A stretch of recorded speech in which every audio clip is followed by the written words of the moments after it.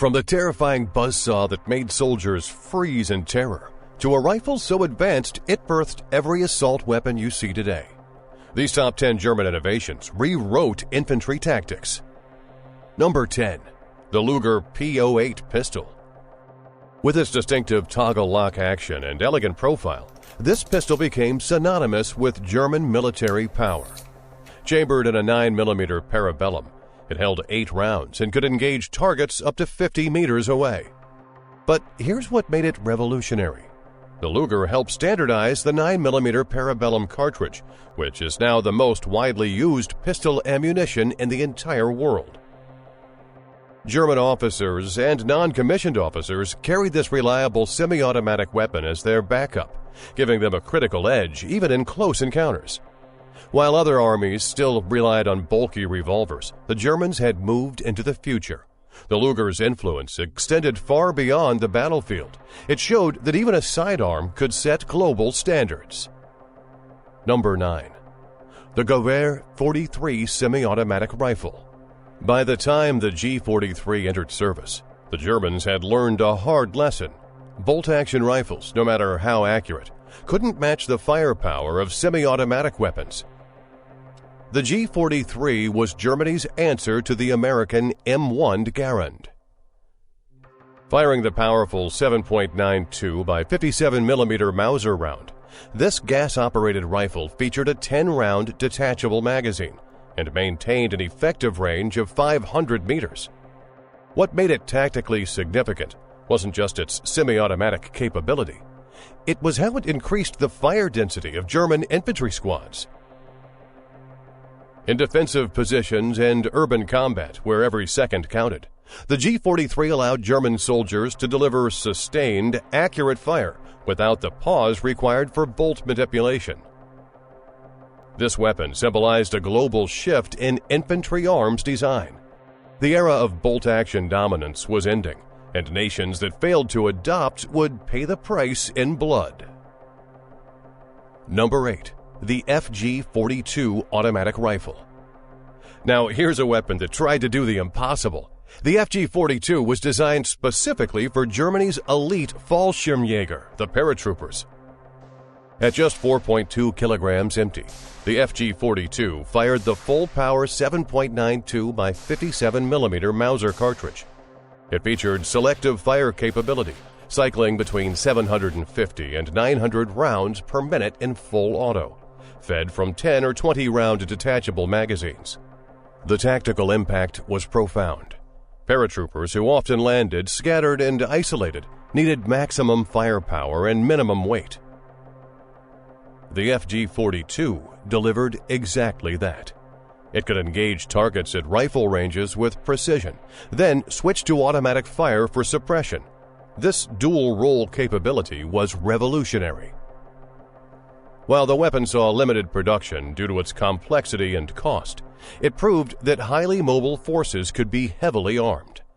The FG-42 influenced post-war weapon designs and reinforced the concept that versatility could be as valuable as raw firepower. Number 7. The Panzerfaust anti-tank weapon. This simple single-shot recoilless launcher changed everything. Using a shaped charge high-explosive anti-tank warhead, early models could penetrate 144 millimeters of armor at ranges up to 60 meters.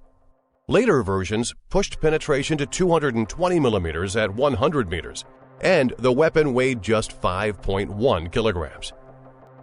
For the first time in military history, ordinary infantry soldiers could reliably destroy enemy tanks.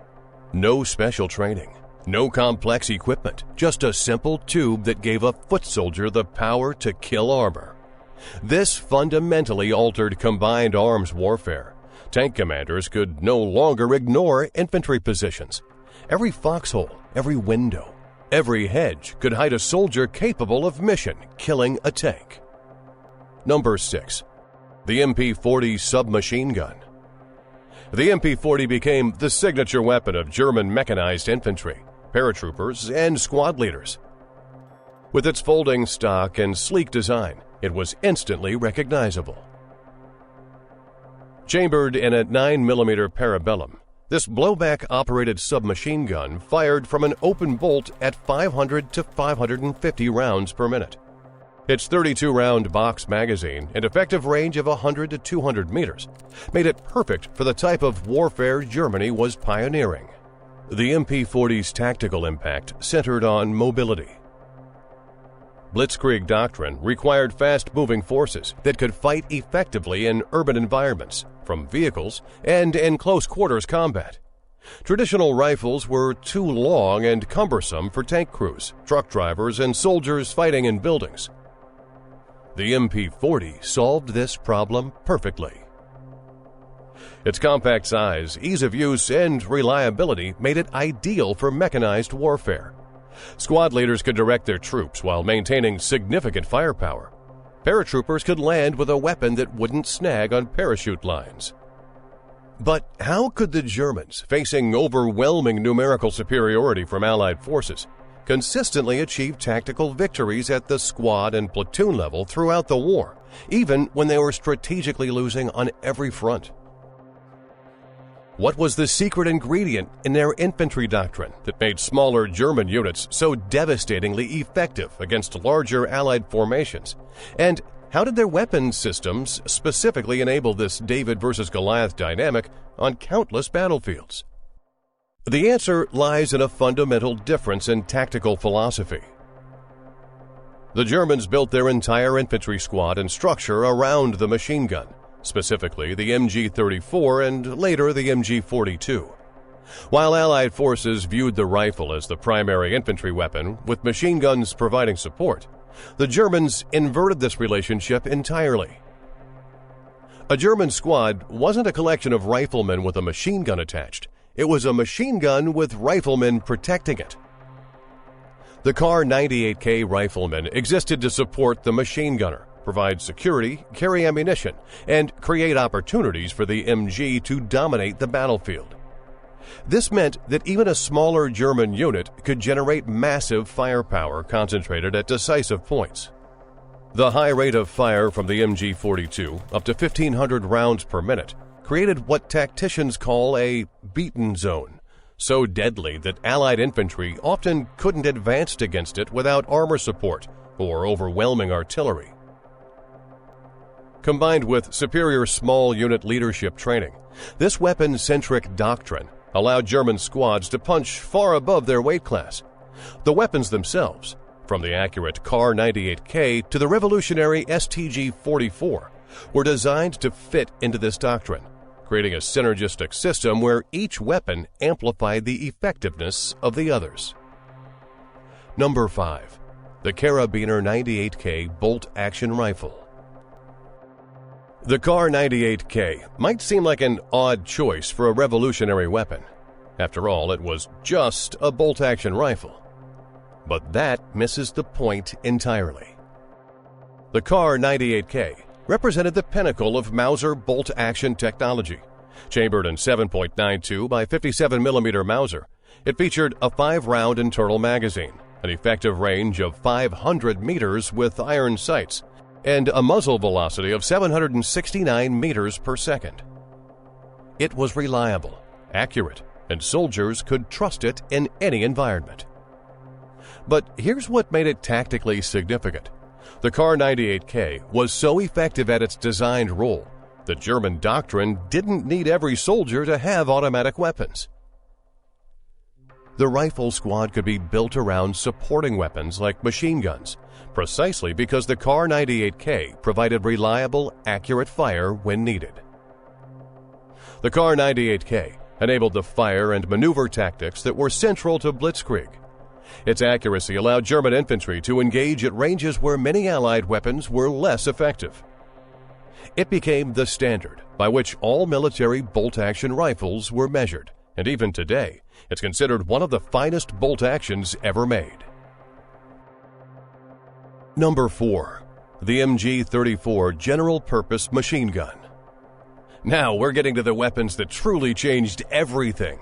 The MG-34 was the world's first true general-purpose machine gun. Before this weapon, armies had light machine guns for infantry and heavy machine guns for sustained fire.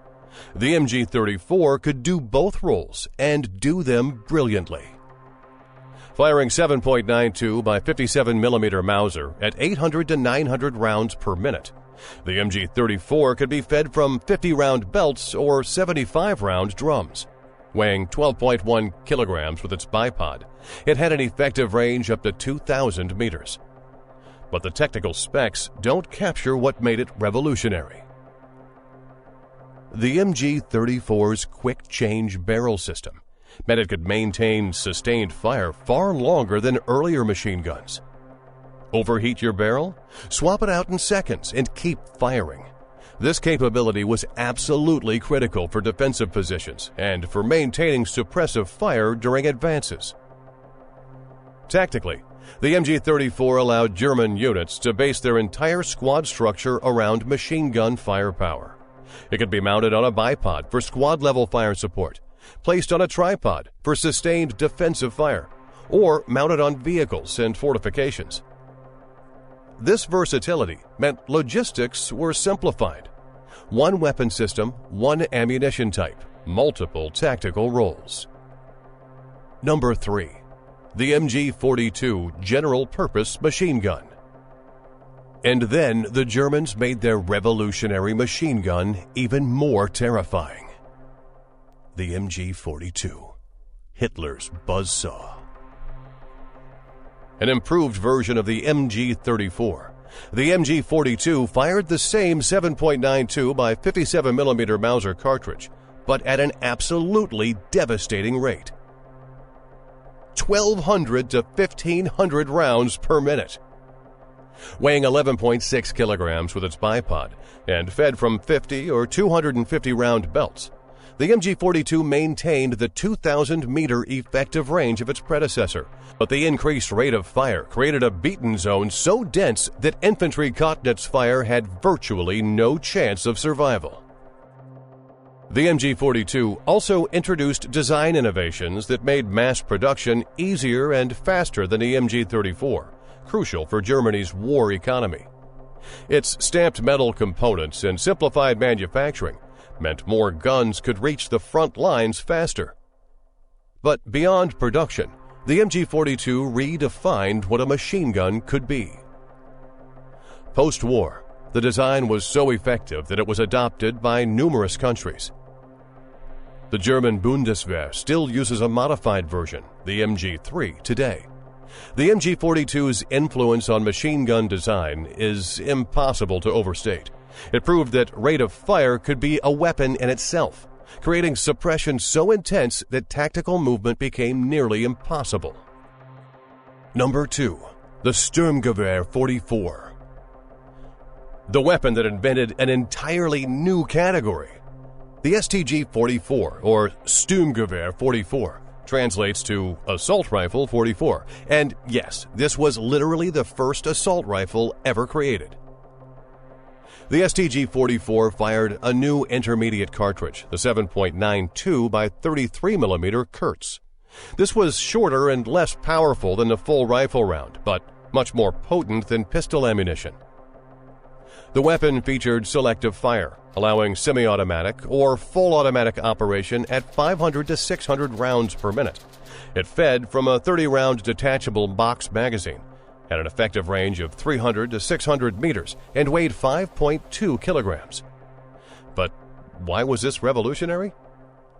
The STG-44 solved a fundamental problem that had plagued infantry weapons for decades. Rifles firing full power cartridges were accurate at long range, but slow to fire, and had heavy recoil in automatic mode. Submachine guns provided high rates of fire but lacked effective range. The STG-44 combined both capabilities in one weapon. For the first time, individual soldiers could deliver automatic fire at ranges that had previously required rifles, without the weight and complexity of light machine guns. The intermediate cartridge was controllable in full auto, allowing accurate burst fire. The 30-round magazine provided enough ammunition for extended engagements. Small units could now generate massive firepower without relying entirely on machine guns. But the STG-44's most profound impact came after the war. Every modern assault rifle, from the AK-47 to the M16 to the countless variants used worldwide today, traces its conceptual lineage directly back to this weapon. The assault rifle concept, born in wartime Germany, became the global standard for infantry armament. Given that the Sturmgewehr 44 was operationally superior to virtually every other infantry weapon of World War II, and considering that Germany had the industrial capacity to produce significant numbers of them from 1943 onward, why did the German High Command, including Hitler himself, initially resist its adoption so strongly? Well, this is because Hitler and many traditional German generals were deeply invested in the idea of rifle marksmanship and long-range precision fire. They viewed the intermediate cartridge as weak and the concept of automatic fire from individual soldiers as wasteful and inaccurate. The STG-44 was initially developed under deliberately misleading designations, first as the Maschinenkarabiner 42 and then as the Maschinenpistole 43, specifically to hide its true nature from leadership, who had forbidden further development of such weapons. Frontline commanders and soldiers who had used prototypes reported its devastating effectiveness, but ideological attachment to existing doctrine nearly killed the program. What changed Hitler's mind wasn't rational analysis. It was propaganda value. When he finally saw the weapon demonstrated and understood its psychological impact, he became enthusiastic and personally named it Sturmgewehr, recognizing its propaganda potential. By then, it was too late. The war was already lost strategically, and production could never reach the scale needed to affect the outcome. Number 1. The Krummlauf.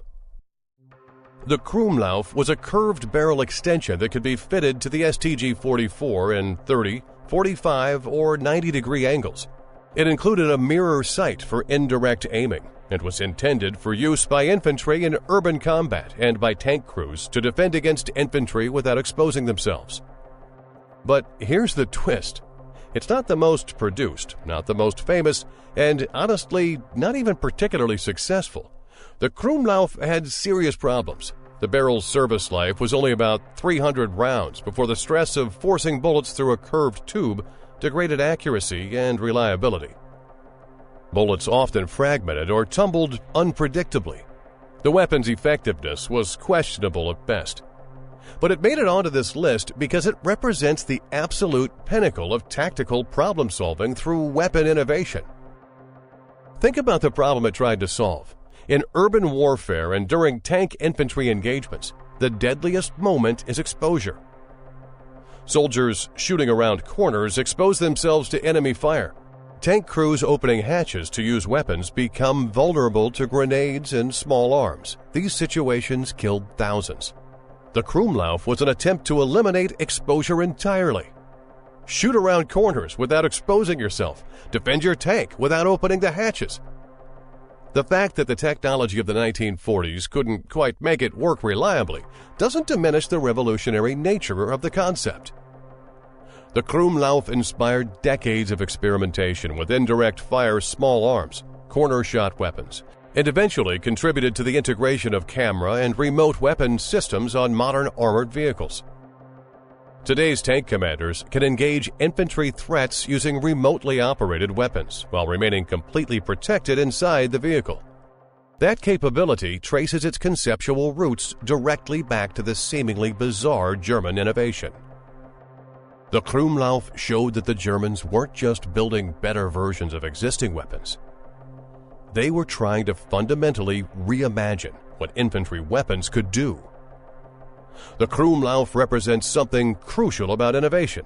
Sometimes the weapons that change tactics the most aren't the most successful.